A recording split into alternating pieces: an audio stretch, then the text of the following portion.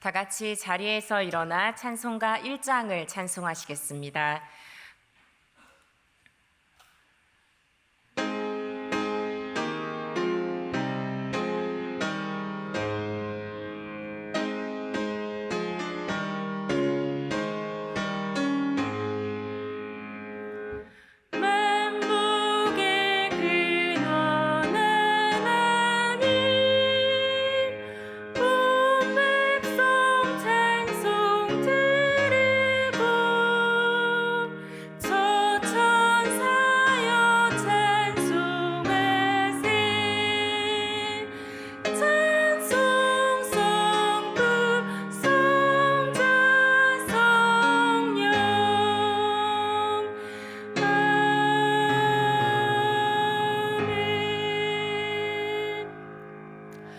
좋으신 하나님, 언제나 우리와 함께 하시는 하나님을 찬양합니다. 목마름으로 하나님 앞에 나온 성도님들에게 샘물과 같은 주의 은혜로 채워주시길 기도합니다. 우리 삶과 가정과 일터 속에서 질문에 부딪힐 때 그 질문을 통해 하나님의 뜻과 마음을 향해 가는 우리가 되게 하소서. 투명함으로 하나님 앞에 가까이 나가는 용기를 주시고 가까이 만나주시고 진실함으로 응답하시는 하나님을 신뢰하게 하소서. 우리의 생각보다 하나님의 생각이 얼마나 크고 깊으신지 알기에 우리는 하나님을 온전히 의지하며 나아갑니다. 감사드리며 살아계신 예수 그리스도의 이름으로 기도드립니다. 아멘. 자리에 앉으시겠습니다. 찬송가 91장을 찬송하시겠습니다.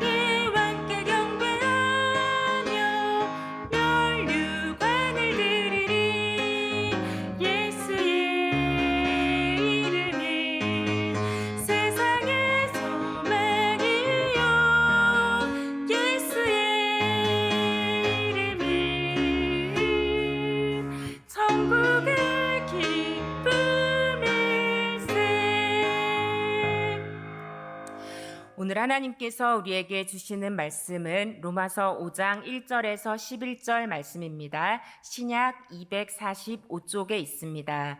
로마서 5장 1절에서 11절 말씀입니다. 저와 여러분이 교독하시겠습니다. 제가 먼저 1절의 말씀을 봉독합니다.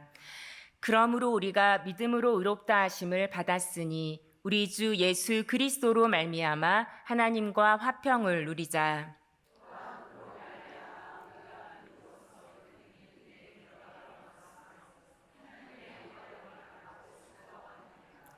다만 이뿐 아니라 우리가 환난 중에도 즐거워하나니 이는 환난은 인내를, 소망이 우리를 부끄럽게 하지 아니함은 우리에게 주신 성령으로 말미암아 하나님의 사랑이 우리 마음에 부은 바 됨이니.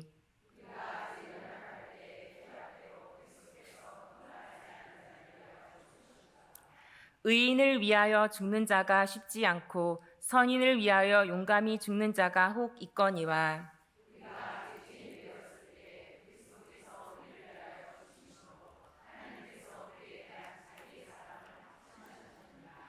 그러면 이제 우리가 그의 피로 말미암아 의롭다 하심을 받았으니 더욱 그로 말미암아 진노하심에서 구원을 받을 것이니.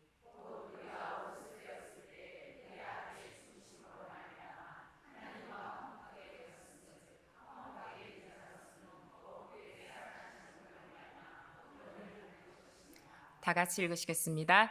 그뿐 아니라 이제 우리로 화목하게 하신 우리 주 예수 그리스도로 말미암아 하나님 안에서 또한 즐거워하느니라. 아멘. 네, 샬롬. 하나님의 은혜를 사모하면서 예배 자리에 나오신 성도님들에게 신실하신 하나님의 은혜가 함께 하시길 축복합니다. 네, 얼마 전에 9월 11일이었습니다. 네, 이곳에 계신 분들 중에서는 2001년도에 있었던 9.11 테러를 떠올리신 분들도 덜어 있으실 것입니다. 네, 그때 뉴욕의 굉장히 큰 상징이었던 세계무역센터 쌍둥이 빌딩이 테러 공격을 받고 무너졌으며 또 한 3천 명에 달하는 사람들이 하늘나라에 가는 일이 있었습니다. 네, 세계무역센터가 있던 바로 그 자리는 지금 어떻게 되어 있을까요? 네, 저 자리가 바로 그 세계무역센터 쌍둥이 빌딩이 있던 자리인데 뭔가 저렇게 네모난 구멍이 있습니다. 네, 지금 그곳은 메모리얼 파크를 세웠습니다. 그래서 이 건축물을 보시면은 이 건물 두 동이 있던 바로 그곳에 이런 조형물을 지었는데요. 이것이 무엇이냐면 네모난 풀이에요. 네모난 풀이 있고 그 거대한 구멍 아래로 물이 끊임없이 흘러내려가게 되어 있습니다. 24시간 물이 멈추지 않고 계속해서 이 아래로 떨어지는 그런 형태로 건축이 되어 있습니다. 인공 폭포가 왜 이렇게 하루 종일 24시간 동안 아래로 떨어지고 있을까요? 네, 마치 눈물처럼 이렇게 떨어지고 있는데요. 왜 이렇게 이 공간을 뭔가 다른 것으로 가득 채우지 않고 비어있는 공간으로 만들었겠습니까? 이 공간을 통해서 분명히 이야기하고 싶은 것이 있었을 텐데 그것이 무엇이냐면 바로 사랑하는 사람의 빈자리는 아무리 채워도 채워지지 않는다라는 그런 메시지를 담았습니다. 여러분 공감이 되시죠? 가족과 친구에게는 이 한 사람의 존재가 그 사람이 삶이 어떠했든지 다른 그 무엇으로 대신할 수 없는 굉장히 큰 것입니다. 그렇다면 그 사람을 창조하신 하나님께는 그 한 사람 한 사람의 존재가 어떠하겠습니까? 이곳에 계신 분들 중에는 때로는 나의 존재가 한없이 작게만 느껴지고 또 다른 사람과 나의 삶을 비교하면서 낙심하게 되는 분들도 계실 텐데요. 그런 분들이 계시다면 그 무엇으로도 대신할 수 없는 존재로 우리를 사랑하시는 하나님이 계시다라는 것을 기억하시길 축복합니다. 오늘 본문 말씀은 하나님과 더불어 누리는 평화를 말씀하고 있습니다. 그런데 그렇게 우리가 하나님과의 관계 안에서 평화로울 수 있는 것은 우리로 말미암은 것이 아니라 하나님 덕분입니다. 우리 1절 말씀 다시 한번 읽겠습니다.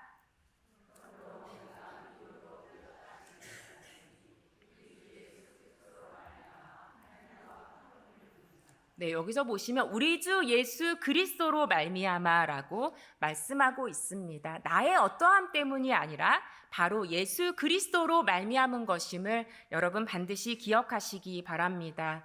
혹시라도 성도님 가운데서 하나님 앞에 가까이 나가는데 망설여지고 걸림이 되는 것들이 있다면 하나님은 언제나 우리들을 예수 그리스도를 통해서 보신다라는 것을 기억하시기 바랍니다. 나로 말미암아서가 아니라 예수 그리스도로 말미암아서 담대히 하나님께 나아가시길 기원합니다. 그렇게도 우리가 그 하나님과 화평을 누리는 그리스도인으로서의 삶을 살아갈 때 평안한 날들만 있으면 좋을 텐데 인간적인 생각으로는 없었으면 하는 고난과 또 환난이 때로는 찾아옵니다. 그리고 3절과 4절 말씀에 보면 우리가 너무나 잘 알고 있지만 감당하기 어려워하는 말씀이 나오는데요. 네, 다 외우실 수 있을 것 같아요. 환난은 인내를, 인내는 연단을, 연단은 소망을 이루는 줄 알미로다 말씀하십니다. 네, 대부분의 사람들은 내가 예상하지 못했던 그리고 내가 잘못한 것이 없다고 생각되는데 찾아오는 그런 환난이 찾아올 때 하나님이 더 이상 나를 사랑하시지 않는 것인가 의심하기도 합니다. 그런 의심이 일어날 때 우리 존재를 향해 사랑을 말씀하시는 오늘의 말씀을 기억하시기 바랍니다. 우리 함께 5절 말씀을 읽으시겠습니다.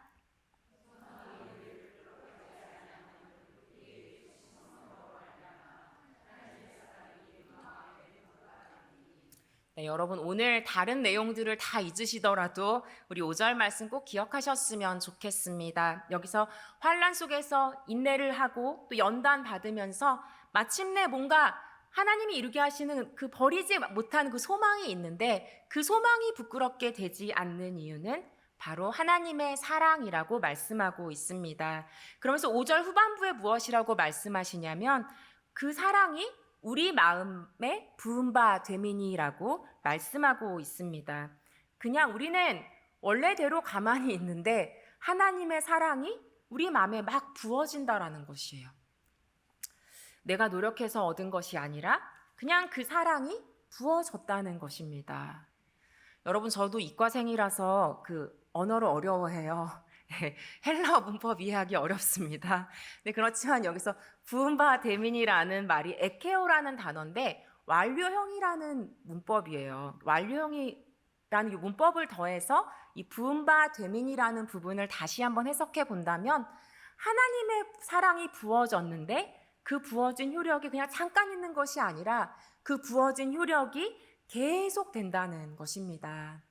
아까 처음에 봤던 이 메모리얼 팍 사진에서 물이 계속해서 흘러내리는 것이 눈물을 상징했었죠. 그런데 5절 말씀에는 우리 마음에 그렇게 24시간 계속해서 부어지고 계속해서 효력이 있는 것이 있는데 그것이 바로 하나님의 사랑이다라고 말씀하시고 있습니다. 여러분 그 사랑은 내가 피하려고 한다고 피할 수 있는 사랑이 아님을 믿습니다. 여러분 그 하나님의 사랑은 불가항력적인 사랑이어서 무겁고 크고 깊은 사랑임을 믿습니다. 여러분 성령을 통하여서 그 하나님의 사랑이 날마다 우리에게 부어지고 있음을 기억하시기 바랍니다. 제가 어린 시절에는 지금보다 훨씬 신앙이 좋았습니다, 여러분. 지금보다 훨씬 거룩했던 것 같고요. 신앙이 훨씬 좋았어요. 근데 사실은 신앙은 굉장히 좋았던 것 같은데 그 하나님의 이 사랑을 잘 모르고 또 굉장히 율법적인 믿음에 머물러 있던 그런 시간들이 있었습니다.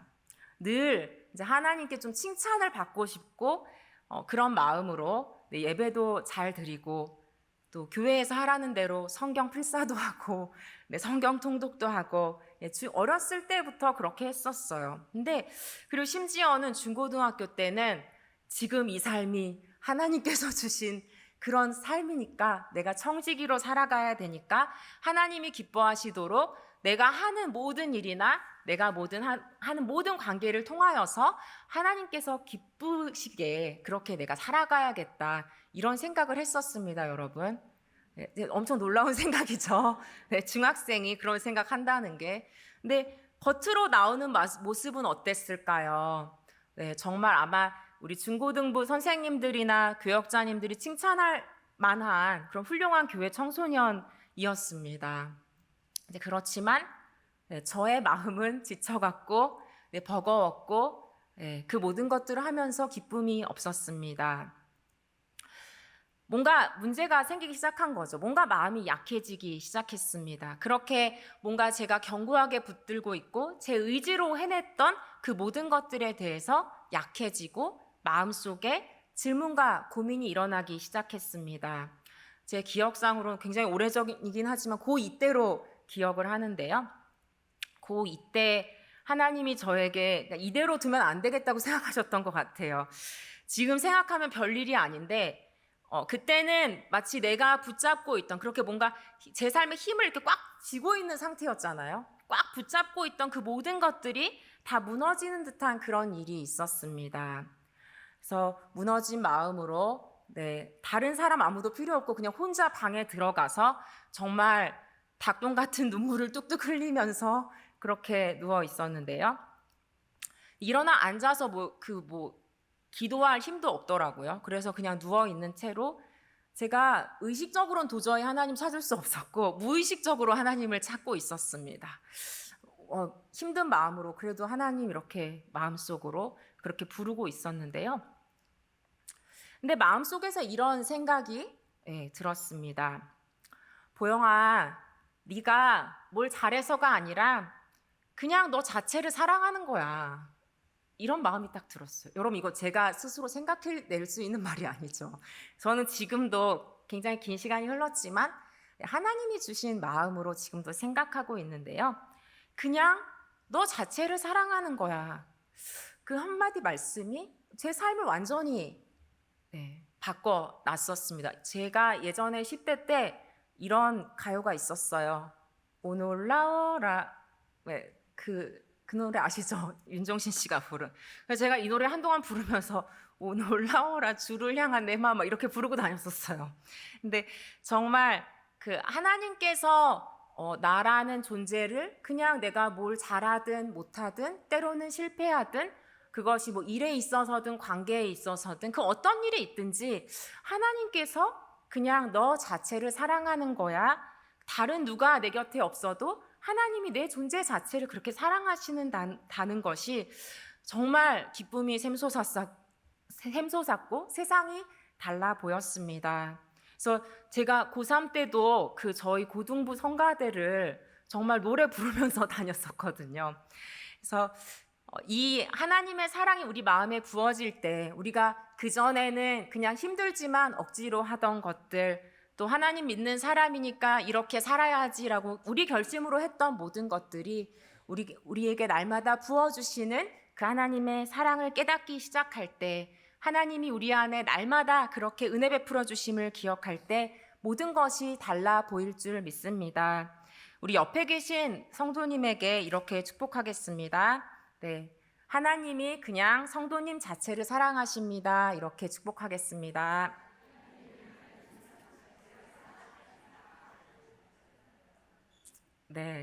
진심이시죠? 목소리 힘이 없으셔가지고. 이처럼 하나님이 우리에게 성령을 통해서 이 부어주시는 사랑은 사실 우리 안에만 머물러 있을 수가 없죠. 부어주시는 그 차고 넘치는 사랑은 우리가 주변에 있는 사람들을 사랑하게 하는 원동력이 됩니다. 팀 켈러 목사님의 이 용서를 배우다라는 책을 보면 C.S. 루이스가 이런 말을 했는데요. 단지 더 착해지는 것이 구원이 아니다. 구원은 말에게 점점 더 잘 뛰는 법을 가르치는 것이 아니라 말을 날개 달린 동물로 변화시키는 것과 같다. 물론 일단 날개가 생기면 말은 여태 뛰어넘을 수 없던 담장 위로 날아오를 수 있게 될 테고 당연히 말의 주 종목인 달리기에서도 일반 말을 능가할 것이다 라고 했습니다. 여러분 C.S. 루이스가 어렵게 또 은유를 사용하기 때문에 이해가 되실지 모르겠는데요. 우리가 그냥 똑같이 내가 있는 자리에서 좀 더 잘 달리고 싶어요 하나님 이런 게 아니라 구원이라는 거는 날개가 달리는 거라는 거예요. 완전히 다른 일을 할 수 있는 존재가 된다라는 것입니다. 그냥 율법을 더 잘 지키는 데에 머무는 것이 아니라 하나님이 달아주신 사랑의 날개로 노예에서 자녀로 의무가 아닌 즐거움으로 주의 길을 가게 하는 것이죠. 또한 우리 안에 부으시는 하나님의 사랑으로 인해서 내 힘으로는 도저히 용서할 수 없을 것 같은 사람도 우리는 용서할 수 있습니다. 네, 용서를 배우다라는 책에서 계속해서 소개되는 이 하심 게럿이라는 이 어린 아이는 그 사랑의 날개를 자라게 한 아이인데요. 이 15살 때 브루클린 거리에서 이 폭력배들과 어울리다가 총을 맞게 됐어요. 한 발도 아니고 이제 6발의 총을 맞고 하반신이 마비가 되었습니다. 그래서 아직 15살밖에 안 된 굉장히 어린 친구인데 이제 누워서 1년을 지내니까 그 마음이 정말 지옥 같았겠죠. 예, 마음속에서 계속해서 1년 동안 복수를 꿈꿨습니다. 내가 이 병원만 나가기만 해라. 내 몸이 나아질 때까지만 기다려라. 어디 눈에 띄기만 해봐라. 이런 마음으로 복수심에 사로잡혔다고 합니다. 그런데 좀 그 병원에 있으면서 생각을 해보니까 총격을 받고 그 쓰러진 순간에도 본능적으로 그 마음속으로 하나님께 도와달라고 그렇게 부르짖었던 것이 생각났습니다. 그리고 그렇게 하나님 도와주세요 마음속으로 부르짖었을 때 마음이 평안해지는 것을 느꼈습니다. 이제 재활 치료 중에도 그냥 이제 복수 한쪽으로는 계속 복수해야지 막 이런 마음이 있는데 재활 치료를 하다가 문득 스스로 생각할 수 없는 생각들이 막 떠오르는 거예요. 내가 그 아이에게 복수한다면 하나님이 모든 내 죄를 나에게도 죄가 있는데 그 죄들을 벌하지 않으실 이유가 있을까? 라는 생각이 떠올랐다고 합니다. 총에 맞기 6개월 전에 나도 어떤 아이에게 총을 쐈다. 그 이유라고는 고작 내 친구가 한번 쏴보라고 해서 그리고 내가 얼마나 강한지 증명하고 싶어서 그렇게 했는데 그런데 생각해보니까 나에게 그렇게 총을 쏜 아이도 나와 똑같이 그냥 친구가 시켜서 그렇게 한 것이었다. 이런 생각을 하게 됐다라는 것이에요. 결국은 내가 이렇게 복수심에 불타있지만 내가 그 가해자와 별로 다르지 않은 그런 존재라는 것을 깨닫게 된 것입니다. 이런 생각 끝에 결국은 이 총에 맞아 침대에 누워있는 나 자신이 죄인이고 벌받을 만한 사람이고 용서가 필요하다라는 것을 깨달았습니다. 여러분 용서하는 거 참 쉽지 않죠. 네, 용서라는 말만 들으면은 목에 뭐가 걸리는 것 같은 분 계시죠? 네, 여기 시어머니, 며느리 막 얼굴 떠오르시는 분 계시죠? 네, 근데 용서하기로 했습니다. 이 어린 친구가. 그리고 하나님이 이렇게 죽을 수도 있었는데 목숨을 살려주셨잖아요. 네, 살려주신 데는 이유가 있다라고 생각을 하고 하나님이 내 삶 가운데 허락하신 목적을 이루겠다라는 생각이 들었다고 합니다. 그리고 되게 신기한 것은 똑같은 겉모습은 똑같은 이 15살 이 아이인데 이제 다시는 거리로 나가서 남을 해칠 수 없으리라는 것을 알 수 있었다라고 해요. 왜냐하면 이제는 그런 폭력 좋아하는 그런 사람이 아니기 때문에 그런 사고방식과 그런 식의 삶이 끝났고 이제 그 모든 것에서 손을 떼고 미움을 버려야 한다는 것을 깨달았다고 합니다. 이 10대 소년이 깨달았던 것은 우리 6절 말씀에 연약할 때 경건하지 않은 자를 위하여 죽으신 사랑, 그리고 의인도 아니고 선인도 아닌 8절에 아직 죄인 되었을 때에 우리를 위하여 죽으신 사랑입니다. 우리 8절 말씀을 다시 한번 읽겠습니다. 우리가 아직 죄인 되었을 때에 그리스도께서 우리를 위하여 죽으심으로 하나님께서 우리에게 대한 자기의 사랑을 확증하셨느니라. 네, 아직 죄인 되었을 때라는 것이죠. 내가 스스로 깨끗하다고 인정할 만큼 하나님 앞에서 당당할 만큼 그렇게 잘 살고 있을 때가 아니라 더럽고 조롱당할 만하고 벌 받을 만한 그런 죄인이었을 때 그리스도께서 우리를 위하여 죽으셨고 그것이 하나님께서 우리를 향한 자신의 사랑을 우리에게 보여주시고 알려주시고 받아들이게 하시는 방식이었습니다. 내가 무엇을 잘해서가 아니라 하나님의 뜻에 맞게 무엇을 해내서가 아니라 그냥 나의 존재 자체를 사랑하시기에 예수 그리스도께서 죽으셨음을 기억하시기 바랍니다. 우리에게 이 복음이 너무 익숙해서 그리고 너무나 당연해서 건조한 채로 머물러 계시지 않습니까? 이제 성령 안에서 우리 존재 안에 계속해서 부어지는 하나님의 사랑이 새롭게 이끄시는 생각과 삶으로 나아가시길 축복합니다. 여러분, 언젠가부터 이 자존감이라는 단어가 굉장히 중요한 단어가 되었습니다. 낮은 자존감으로 어려움을 겪는 사람에게 자존감을 높여라라고 한다든지, 아니면 남이 어떻게 생각하는가 보다 내가 나를 어떻게 생각하는가가 중요하다라는 그런 처방전들이 내려집니다. 여러분, 그런데 복음을 믿고 또 그 안에서 발견되는 우리는 어떻게 우리 존재를 이해해야 할까요? 우리 팀 켈러 목사님의 복음 안에서 발견된 참된 자유라는 책이 있는데요. 여러분, 굉장히 얇은 책이니까 혹시 기회가 되시면 읽어보시면 좋겠습니다. 거기에 인간의 이 본성적 자아에 대해서 이 4가지 상태로 이야기를 하고 있습니다. 하나님이 없는 그런 자아를 이야기하는 것이죠. 첫째는 공허함입니다, 여러분. 그래서 뭔가 한껏 부풀러 올라 있는데 뭔가 대단한 사람인 것 같은데 그 중심을 보면 텅 비어 있다라는 것입니다. 두 번째로는 이 하나님과 상관없는 자아는 그 자체로 고통 덩어리입니다. 왜냐하면 너무 자주 상처를 입습니다. 항상 뭔가 마음이 채워져 있지 않기 때문에 관심의 중심에 있으려고 하고 사람들의 주의를 끌려고 하고 인정받지 못하고 관심받지 못하면 또 다른 누군가가 그렇게 인정받는 것 같으면 견디지 못합니다. 왜 그럴까요? 자아가 상해 있기 때문입니다. 그렇게 어그러져 있고 상해져 있을 때 날마다 상처받는 일밖에 없겠죠. 그렇기 때문에 고통 덩어리입니다. 세 번째는 늘 분주합니다. 이 텅 빈 자아를 채우기 위해서 뭐라도 해야 돼요. 나를 스스로 입증해야 되기 때문에 늘 뭔가 바쁘게 하는 일에 여념이 없습니다. 그렇게도 비교하고 자랑하는 일로 분주합니다. 네 번째로 하나님 없는 인간 본성은 나약합니다. 한껏 부풀어 오른 풍선처럼 이렇게 우쭐해져 있지만 어떤 일이 있으면 팡 터뜨리면 바로 의기소침해지는 것이죠. 그래서 우월감과 열등감은 근본적으로 같습니다. 둘 다 지나치게 이렇게 우쭐해져 있는 상태, 내가 세상에서 제일 중요한 상태입니다. 이런 자아는 너무나 약해서 곧 무너져 내립니다. 성도 여러분, 여전히 하나님과 상관없는 이 본성적 자아의 특징을 발견하신 게 있나요? 발견하신 게 있으세요? 없으시면 다행이고요. 많으시면 큰일입니다.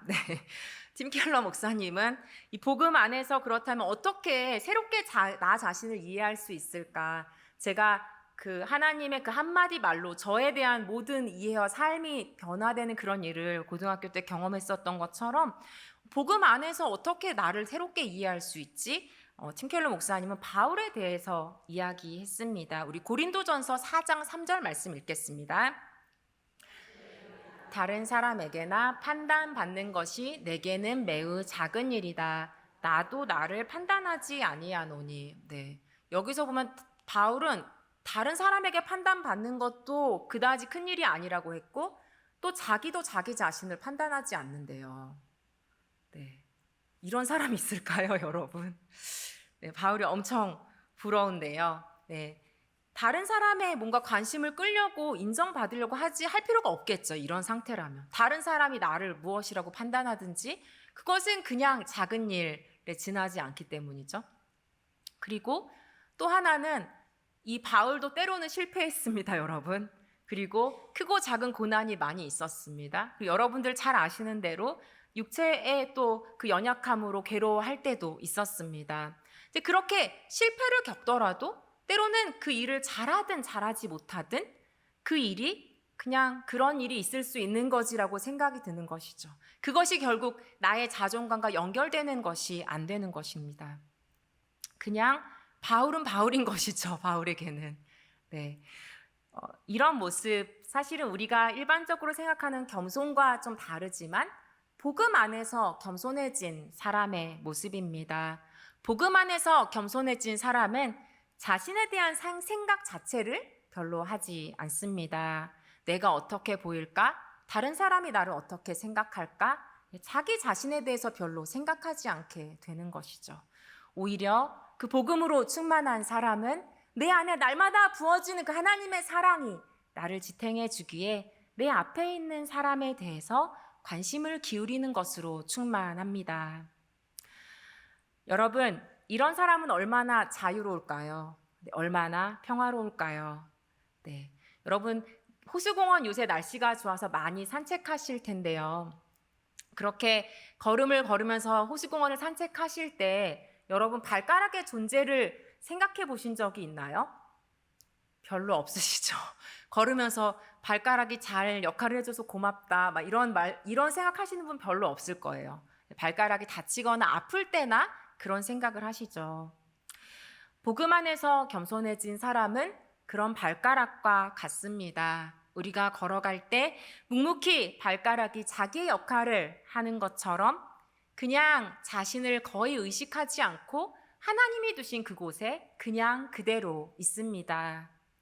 성도 여러분 어떠십니까? 이렇게 가득 채워져 있고 이렇게 평온한 자유를 누리고 계십니까? 남이 나를 어떻게 생각하든 또 내가 나를 어떻게 생각하든 하나님이 여러분을 그 자체로 사랑하신다라는 것을 믿으시기 바랍니다. 우리가 아직 죄인 되었을 때 예수 그리스도께서 죽으심으로 우리에게 확증해 주신 하나님의 사랑이 우리의 생각과 자아와 존재의 깊은 곳에 가득 그리고 계속해서 부어지고 있음을 날마다 기억하시기 바랍니다. 그리하여서 환난 중에나 영적으로 한없이 연약해져 있을 때조차 우리의 존재 자체를 계속해서 사랑하시는 하나님의 사랑으로 인해서 끝날까지 소망 가운데 걸어가시기를 축복합니다. 이 시간 말씀을 기억하며 기도하겠습니다. 먼저 우리 자신을 위해서 기도하겠습니다. 우리 존재 자체에 부어주시는 하나님의 사랑으로 충만하고 가득하기를 기도하겠습니다.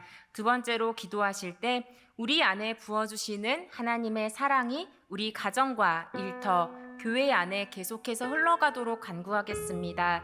그리하여 우리가 속한 공동체가 용서와 이해로 충만하기를 이 시간 두 가지 기도 제목 놓고 기도하시겠습니다. 좋으신 하나님, 주님의 이름을 찬양합니다.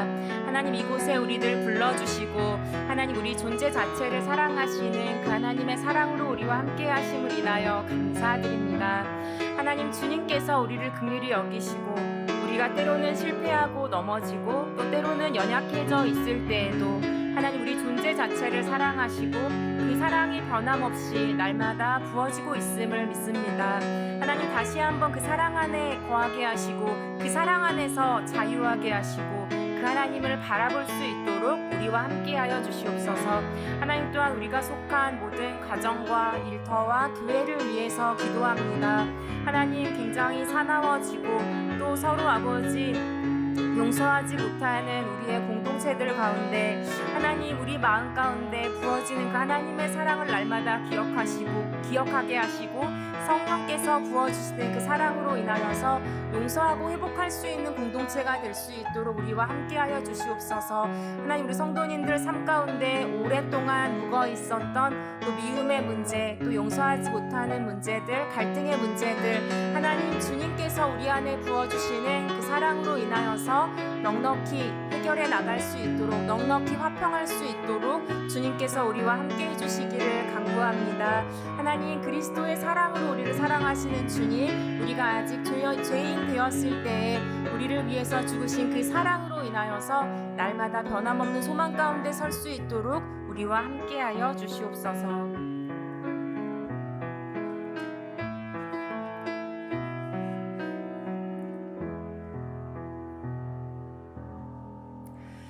좋으신 하나님 감사합니다. 우리가 깨닫지 못할 때에도 변함없이 날마다 우리 안에 부어주시는 그 하나님의 사랑으로 인하여 감사드립니다. 이제는 성령 안에서 날마다 부어지는 그 하나님의 사랑으로 인하여서 넉넉하게 승리케 하여 주시옵소서. 감사드리며 살아계신 예수 그리스도의 이름으로 기도드립니다. 아멘. 잠시 광고 말씀 드리겠습니다. 공동의회 소집 결과 출석한 세례교인 3분의 2 이상의 찬성으로 박규성 담임 목사님을 승리교회 위임 목사님으로 청빙하게 되었음을 알려드립니다. 우리 박수 한번 할까요? 네. 정기 재직회가 17일 주일 4부 예배 후에 본당에서 있습니다. 마더 와이즈 24기 회복과 하반기 성서대학을 17일 주일까지 모집하고 있습니다. 여러분 아직 많이 신청하실 수 있으니까요. 주보를 참고하셔서 반드시 신청하시기 바랍니다. 서북로의 찬양제를 위한 마리아 찬양대 연습이 수요 기도회 후에 3층 호산나실에서 있습니다. 나머지 광고는 주보를 참고해 주시기 바랍니다. 축도로 모든 예배를 마치겠습니다. 이제는 우리 주 예수 그리스도의 은혜와 하나님의 사랑과 성령의 교통하심이 계속해서 부어주시는 하나님의 사랑으로 채워지기를 소망하는 성도님들 위해 축복으로 주신 가정과 일터 위에 교회와 세계 위에 영원토록 함께 하시기를 간절히 축원하옵나이다. 아멘.